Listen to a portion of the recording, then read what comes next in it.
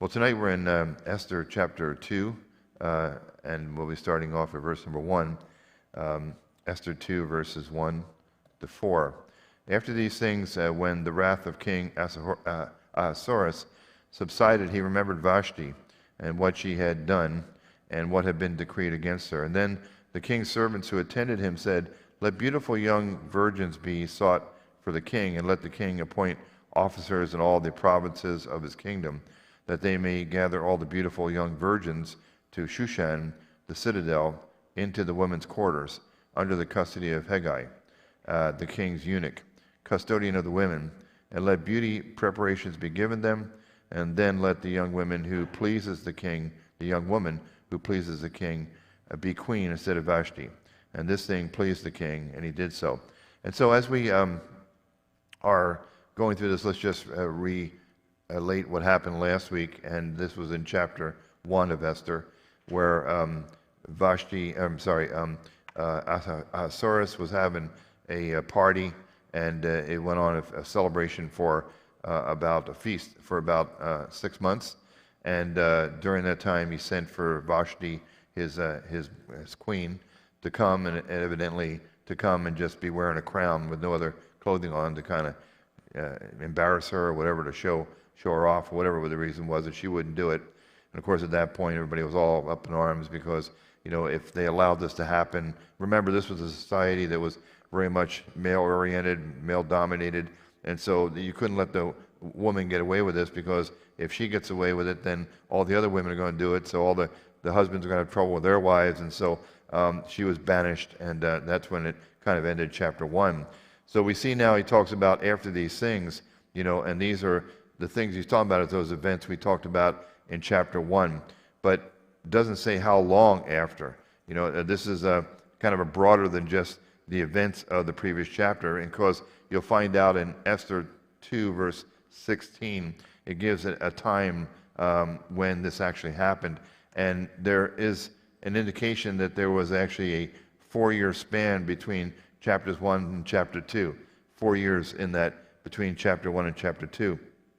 And the feast that was happening in chapter 1 evidently was a feast in their preparation of them invading Greece. Now remember, there were some wars back in those days, and the Persians would go over there, and many great battles happened and during this time of history. And so this feast was kind of like a celebration, or getting themselves all pumped up, for this invasion into Greece. And so that's what happened between chapter 1 and 2. And during that time, King Ahasuerus, his invasion into Greece was very much unsuccessful. He came home defeated, and he wanted to cheer his heart, make him feel better with, I guess you would say, sensual diversions. He didn't have Queen Vashti anymore, and so this was something that was going to be pleasing to the king, as he remembers Vashti. He's thinking about what had happened, and his servant says, let young beautiful women, virgins, come and be sought for the king. And the plan was to assemble a harem, from the most beautiful women in the kingdom, and to bring them for a harem for the king, and so that he would then choose one of them, the one he favored the most, to be his queen from out of that group of women. It was sort of like I guess you would call it a Miss Persian Empire beauty contest, who was going to take the place of Queen Vashti. And so this thing pleased the king, and he did so. Now the ancient historian Josephus, he says that Ahasuerus had a total of 400 women to select from, 400 women in this harem to select from. So going back into Esther chapter 2, at verse 5, it says, "In Shushan, the citadel, there was a certain Jew whose name was Mordecai, the son of Jair, the son of Shimei, the son of Kish, a Benjamite. Kish had been carried away from Jerusalem with the captives who had been captured with Jeconiah, king of Judah, whom Nebuchadnezzar, the king of Babylon, had carried away. And Mordecai had brought up Hadassah, that is Esther, his uncle's daughter, for she had neither father nor mother. The young woman was lovely and beautiful, and when her father and mother died, Mordecai took her as his own daughter." So during this time, there was a certain Jew whose name was Mordecai. And Mordecai was Esther's cousin, and they came to Persia in one of the waves of relocated people that the Babylonians had imposed upon Judah when it conquered the land. So what they would do is they would go in and just expel the people, send them to all these different areas. So they were part of the people that went into the area of Persia. And it says Mordecai brought up Hadassah, that was her name, that was her Jewish name, and otherwise known as Esther, and is her Persian name. And the name Esther, the name Hadassah meant myrtle. And interestingly enough, the name Esther means star. So she was raised up by her cousin Mordecai since the death of her father and mother. It's a prophetic symbolism of the myrtle tree would replace the thorns of the desert in depicting God's forgiveness and acceptance of his people once again. Isaiah 55 verse 13 talks about this, where it says, instead of the thorn shall come up the fir tree, instead of the briar shall come up the myrtle tree, and it shall be to the Lord for a name, for an everlasting sign that shall not be cut off. Now, take the picture here. You have Israel been defeated. They've been dispersed into other lands. And here's this lady, Hadassah, which means myrtle. And it's an indication that God is giving a sign that he's not forgotten his people. He's going to be with them. And we're going to see as we go through the book of Esther how true this is. And Mordecai and Esther were a part of this larger Jewish community that was forced to relocate out of Judah, and they also stayed there. They decided not to go back when Ezra went back. Remember, there was a time when Ezra went back to rebuild the temple. Then we know, of course, Nebuchadnezzar had a desire to go back and build a wall, and so around the city. So these are events that happened historically, and but you see, for whatever reason, Mordecai and Esther, I mean, it was their life there, and I guess they decided to stay there where they were planted, and they didn't go back when Ezra went back. So, and of course, where they came from, Judah now was not the same. You know, it was a very different place now that had been taken over by the Babylonians. So it was a different place. So they decided to stay where they were. So the story tells us that Esther was lovely and beautiful. The Hebrew term for lovely and beautiful literally means beautiful in form and lovely to look at. So she was a very pretty young lady. So in Esther chapter 2, verse 8, excuse me. So it was when the king's command and decree were heard, and when many young women were gathered at the Shushan, the citadel, under the custody of Hegai, that Esther also was taken into the king's palace, into the care of Hegai, the custodian of the women. Now it seems that Esther really didn't have a choice about this. When you watch some of the enactments of it, like through plays and through video, it shows that she was just, the men were going through the city looking for beautiful women. You know, they wanted to get someone who was beautiful, and Esther was beautiful, so she was snatched up in these women that were taken in there, and she didn't have a choice. She went, and they were put into the care of a man named Hegai. He was a custodian of the women. He was called the king's eunuch. He was trusted with the oversight and protection of the king's harem for obvious reasons. Either he was born a eunuch or he was made that way. To guard the.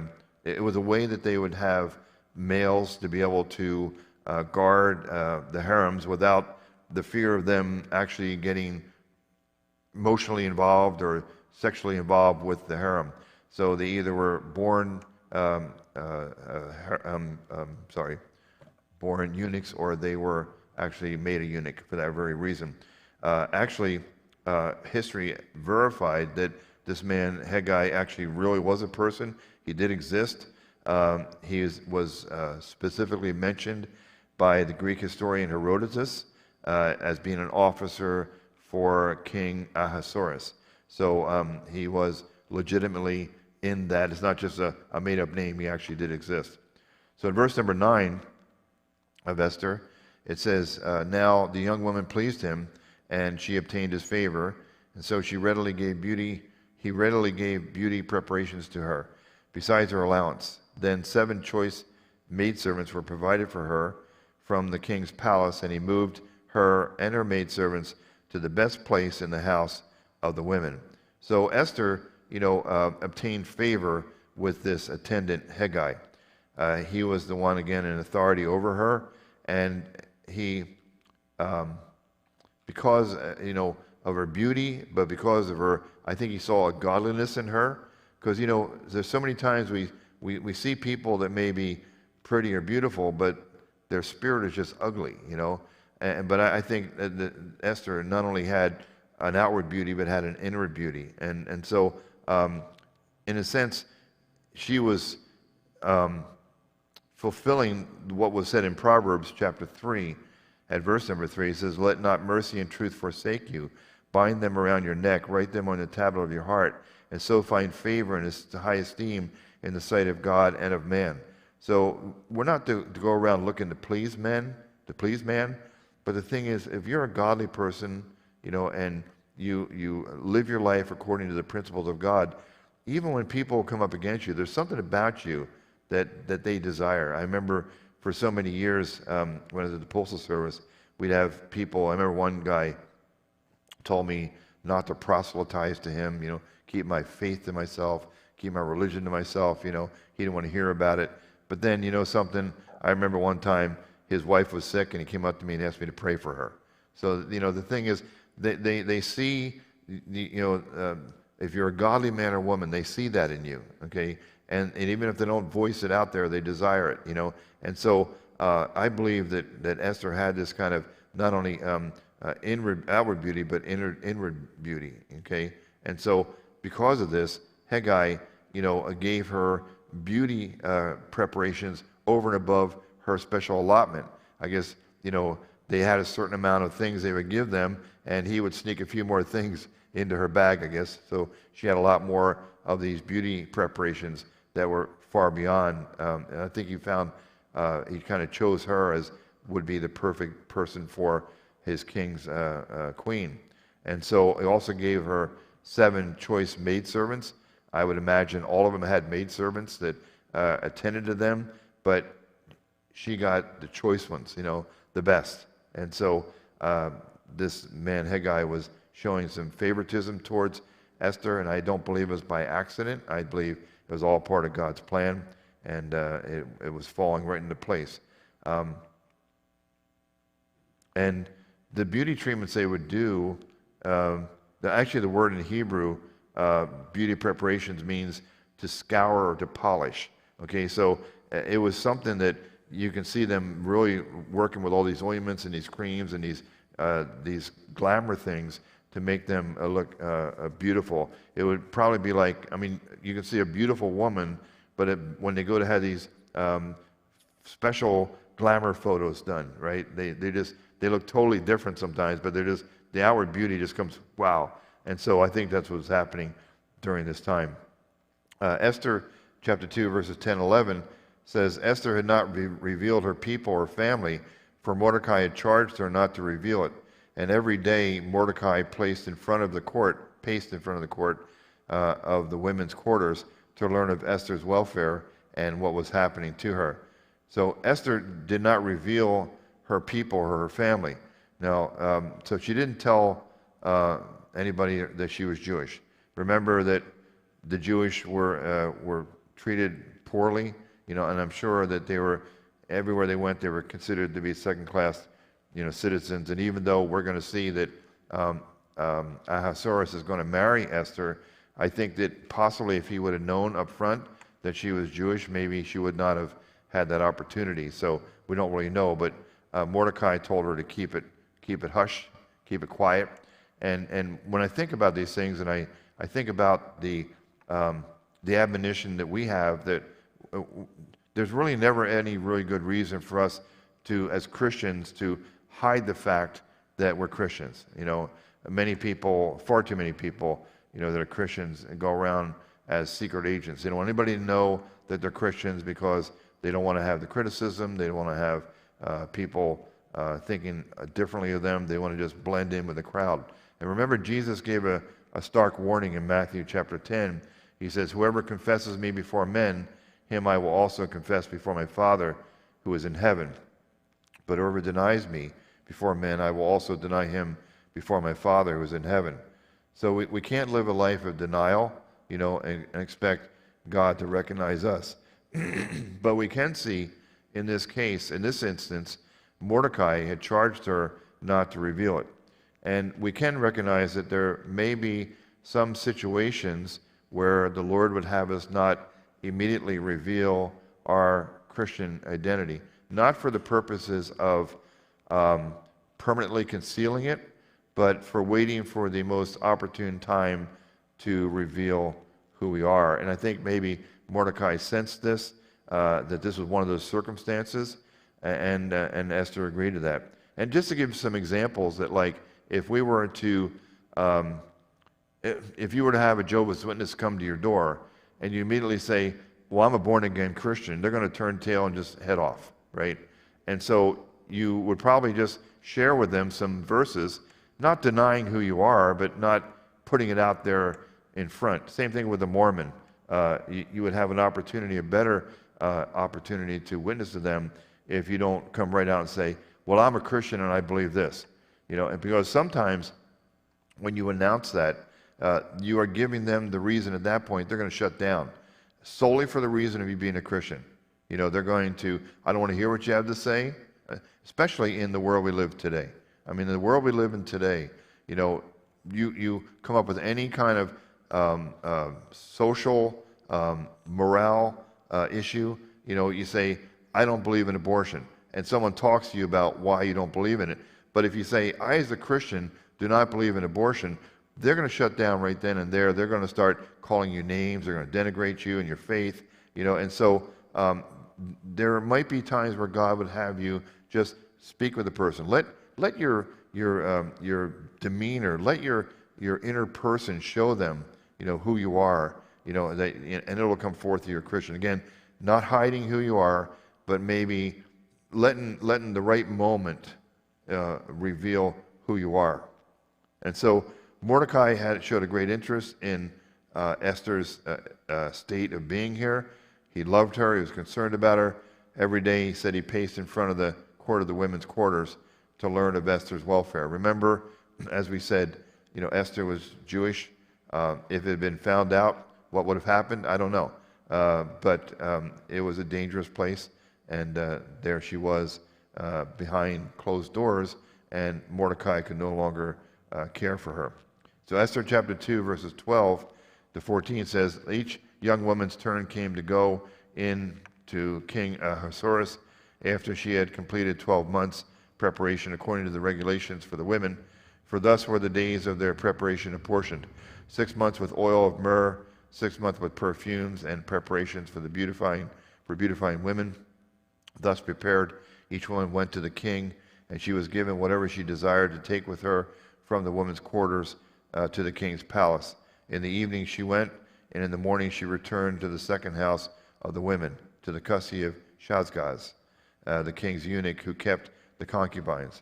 She would not go into the king again unless the king delighted in her and called her by name. So Esther was brought before the king, and they all were brought there after they had completed 12 months preparation. One of the reasons why 12 months was the time frame here was because they wanted to make sure that none of the young women that came in, they were all virgins, and not one were pregnant, which could now mean that the king would be, considered or charged with having fathered a child that was not his.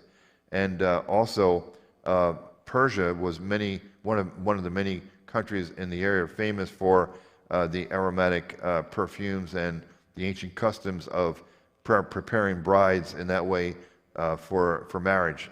Ritualistic baths, plucking eyebrows, painting of the hands and feet with what's called henna, kind of like painted on tattoos, facial makeup, applications of this beautifying paste was put all over the body, and a lot of it was to lighten their skin, to remove any spots or blemishes. One commentator recorded that the oils and perfumes were also necessary because, quote, the bodies of men and women in those hot countries did of themselves yield very ill smells. In fact, if not corrected and qualified by art. And so they stunk. and so I'm, remember when the days, the hippie days, they had the patchouli oil. They used to do that because they wouldn't bathe and they put the patchouli oil on. But I didn't do that. But anyway, I know about that stuff. Anyway, thus prepared, each woman went into the king, and it sounds like a good thing here. You got 12 months of like spa treatments. That sounds pretty good, right? But the destiny of these women would be now determined at the end of these 12 months. They would have one evening to be with the king, and if he chose them out of the other 400, remember there were about 400 of them there, she would be his companion forever, or at least until she displeased him. But for the other 399 that were there, that lost the competition to the one who became queen, they became part of his harem for life. And you saw what happened was they didn't go back to the original guy. They went to not to Haggai, they went to this other guy, Shazgaz, who was the one who was over the king's harem. So they now were part of the king's harem. They were never to be married to another man, and so they would be a perpetual widow for life. They would be the king's toys. Whenever he wanted extra relations, he'd bring one of them in. They were his concubines, and so it wasn't a good life for them. They gave up everything. So the one thing they could have right here would be, to be queen. And if they didn't get that, they would be forced to be in the king's harem forever. So in verse number 15 it says, now when the turn came for Esther, the daughter of Abihail, the uncle of Mordecai, who had taken her as his daughter to go into the king, she requested nothing but what Haggai, the king's eunuch, the custodian of the women, advised. And Esther obtained favor in the sight of all who saw her.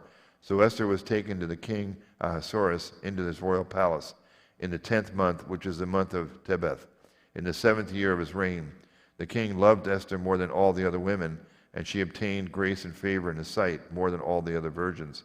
So he set the royal crown upon her head and made her queen instead of Vashti. Then the king made a great feast, the feast of Esther, for all of his officials and servants, and he proclaimed a holiday in the provinces and gave gifts according to the generosity of a king. So Esther, again, along with her outward beauty, inward beauty, she also has humble wisdom here.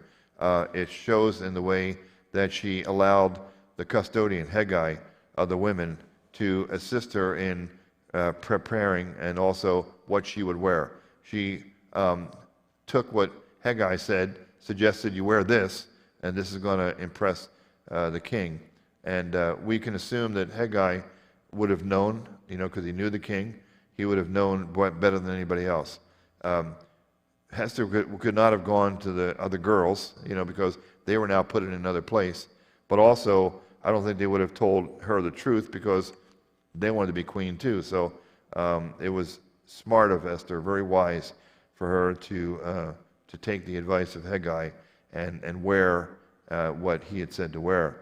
And she obtained favor in the sight of all who saw her, not only because of her beauty, but because of, I believe, her godliness and her demeanor, that they saw a beauty that goes beyond the outward appearance.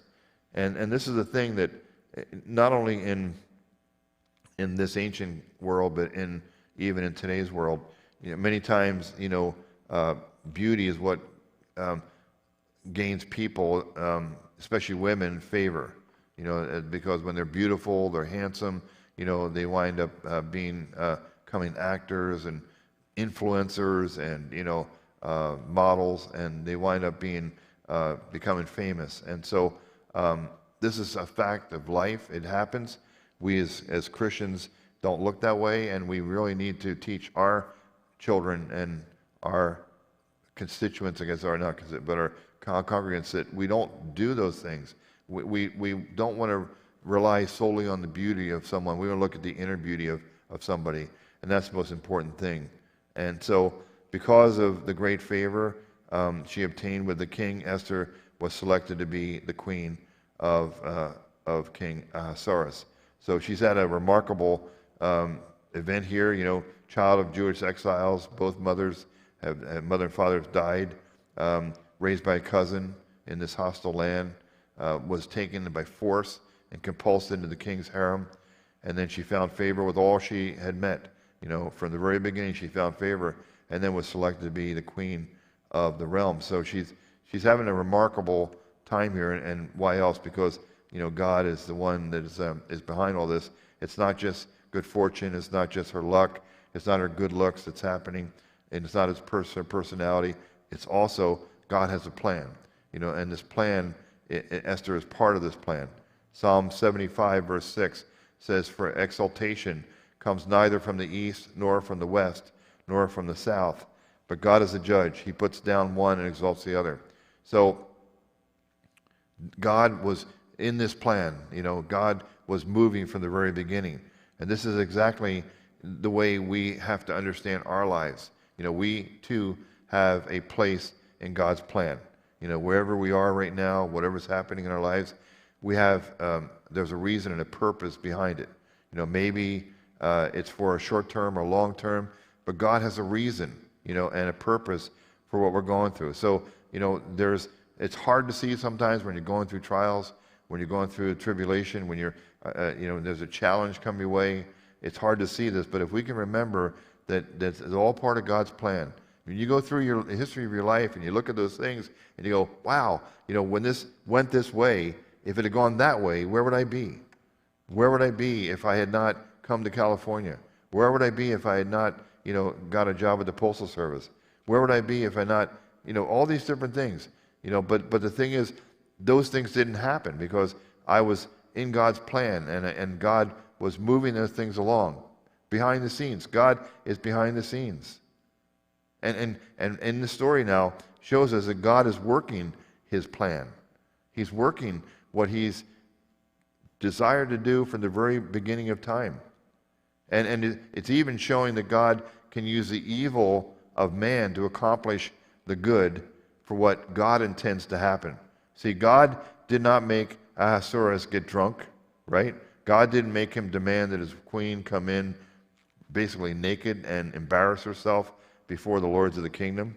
Yet God allowed this wicked man to do that to fulfill part of the purpose and plan of God's plan. He used it in his way to fulfill of now getting Esther to come in to be the place of the queen. We can find assurance and in the truth of understanding that no person on the earth, no matter how evil they are, can defeat God's plan in your life. Do you know that? Nobody can defeat God's plan. But I think we can, though. We can say, I don't want to do it. But if God has a plan for your life, and you say, yes, Lord, then no man, no matter how evil they are, can defeat God's plan for your life. No matter what they do to you or what they plan to do to you. This is something I think we really need to take into our hearts and into our souls and remember, because we don't know what the future holds for us. Sometimes we look around and we say, well, there's persecution, there's people are coming against us, and it's true. But what's it going to look like in another year or 2 years or 10 years if the Lord tarries? What's it going to look like?